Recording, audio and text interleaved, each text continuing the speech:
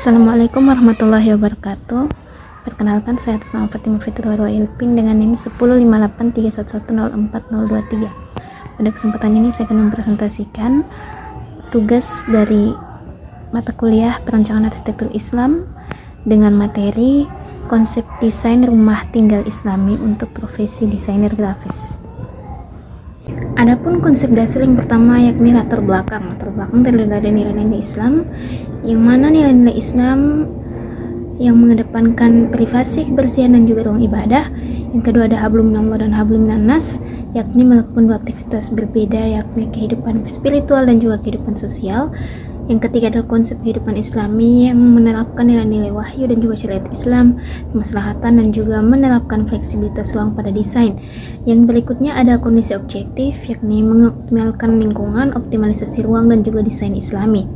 Dan yang berikutnya adalah keseimbangan profesional dan pribadi, yang mana membedakan antara kreativitas dan produktivitas, ruang kerja profesional, dan juga membedakan zona kerja dan juga zona hunian atau zona keluarga. Berikutnya ada di ide desain. Ide desain dalam konsep ini mengedepankan ruang publik dan privat, di mana ruang tamu terpisah, ruang kerja dengan ruang keluarga yang terpisah. Kemudian ada ruang ibadah yang mana terdiri dari musola yang nyaman dan fungsionalitas yang fungsional, dan juga tempat wudhu yang terintegrasi. Kemudian berikutnya ada ruang kerja profesional, di mana merupakan ruang kreatif dan fungsional, didesain untuk mendukung inspirasi. Yang berikut tentunya desain Islami yang mengedepankan prinsip kesederhanaan, optimalisasi fungsi ruang, dan juga harmoni estetis sesuai dengan nilai-nilai Islam. Dan tema atau pendekatan yang diambil adalah tema arsitektur Islami, yang mana mengedepankan prinsip Islami, zonasi ruang, elemen desain, dan juga keberlanjutan. Adapun konsep pemilihan lokasi, yakni tujuan dari konsep pemilihan lokasi ini lalu untuk mendapatkan lokasi yang strategis, mudah diakses bagi seorang desainer grafis, serta memberikan kenyamanan dan juga keamanan bagi pemilik rumah dengan menerapkan nilai-nilai Islami pada setiap elemen pembangunannya.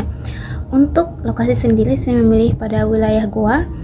Bisa dilihat pada peta wilayah Goa. Kemudian ada 3 alternatif lokasi. Yang pertama adalah Jalan Poros Palangga Panciro, Desa Panciro, Kecamatan Bajeng, Kabupaten Goa, Sulawesi Selatan. Yang kedua ada Jalan Haji Muhammad Yasin Limpo, Kelurahan Tombolo, Kecamatan Sumba Opu, Kabupaten Goa, Sulawesi Selatan. Dan yang ketiga alternatif Jalan Poros Patalasang, Kabupaten Goa, Sulawesi Selatan. Nah, untuk lokasi yang terpilihnya sendiri adalah Jalan Poros Patalasang, Kabupaten Goa, Sulawesi Selatan. Nah, alasan mengapa dipilih lokasi ini adalah lokasi berada di dekat dengan jalan utama sehingga mudah dijangkau dari berbagai arah, dekat dengan pusat aktivitas di Kabupaten Goa sehingga memudahkan mobilitas pekerjaan dengan klien. Yang ketiga yakni suasana lingkungan yang cenderung tenang dan mendukung gaya hidup Islami. Yang berikutnya adalah akses jaringan yang baik, kemudian berada di daerah dengan risiko banjir yang rendah karena kontur tanah yang cukup tinggi. Kemudian lokasinya juga aman dari kebisingan jalan besar, dan yang terakhir ada tersedianya pencahayaan alam dan sirkulasi udara yang baik untuk mendukung kenyamanan ruang kerja dan hunian. Berikutnya adalah konsep analisis tapak. Untuk konsep analisis tapak yang pertama adalah analisis arah angin. Angin di daerah Jalan Poros Patalasang ini bertiup dari arah timur dan juga barat. Tanggapan rencana yang dapat dilakukan adalah menerapkan cross ventilation pada pembangunan dan juga menanam berbagai jenis vegetasi yang dapat mencegah arah angin pada bangunan. Yang kedua adalah analisis aksibilitas. Untuk aksibilitasnya, area masuk dan keluar dirancang terpisah kanan dan kiri agar menghindari kemacetan akibat keluar masuknya kendaraan. Yang berikutnya adalah analisa arah matahari. Matahari sendiri terlihat dari timur ke barat. Tanggapan rencana untuk pembangunannya adalah bangunan akan menghadap ke arah timur dan barat ditambah sehingga desainnya bisa ditambah silik peneduh atau bukaan diminimalkan. Yang berikutnya adalah analisa bangunan sekitar.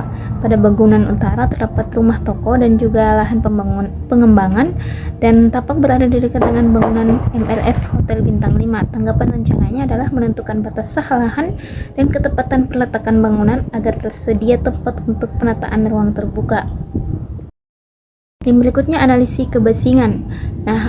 Dalam analisis ini pada lokasi tersebut kebisingan cenderung rendah sehingga penanaman vegetasi dapat dilakukan untuk meminimalisir kebisingan yang ada. Yang terakhir ada analisis view, tapak berada di dekat dengan jalan poros utama Patarasang, sehingga tanggapan rencana yang bisa dilakukan adalah fasad di bagian utara di treatment khusus karena akan terlihat jelas dari jalan poros Patarasang. Adapun tanggapan rencananya pada slide berikut bisa dilihat dari analisis arah angin, arah matahari, analisis view, aksibilitas bangunan sekitar, dan juga analisis kebisingan. Kemudian lanjut pada konsep program ruang. Yang pertama adalah analisis penggunanya yakni ayah, ibu, anak laki-laki, anak perempuan, tamu, dan juga klien. Sedangkan adapun aktivitas pengguna yakni family time, beribadah, belajar, bekerja, musyawarah, tidur atau beristirahat, makan dan minum, relaksasi atau bersantai, dan juga pengajian. Untuk besaran ruangnya sendiri, ruang tamu 4x5, ruang keluarga 3x4, ruang kerja 5x4, dapur 2,5x3, ruang makan 3x3, kamar tidur utama 4x5, kamar tidur anak 3x3,5, kamar tidur tamu 3x3, musola 3x3, toilet atau kamar mandi 2x2, dan juga tempat wudhu 2x2. Baik, untuk besaran ruang sesuai standar perancangan arsitektur dapat dilihat pada slide berikut ini. Di sini terdapat standar besaran ruang yang disesuaikan dengan diselaraskan dengan rencana desain pada pembangunan rumah tinggal Islami ini. Kemudian dilengkapi dengan sumber-sumber peraturannya, dan yang terakhir ada bentuk bangunan dan juga material yang digunakan.